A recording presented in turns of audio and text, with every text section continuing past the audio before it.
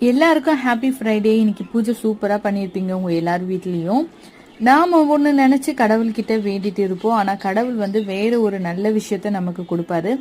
சில பேருக்கு அதை கூட செய்ய மாட்டாரு. என்னடா இது, நாம ஏன் கடவுளை வேண்டணும் அப்படின்னு சொல்லிட்டு நிறைய பேரோட மனசுல தோணிட்டே இருக்கும்.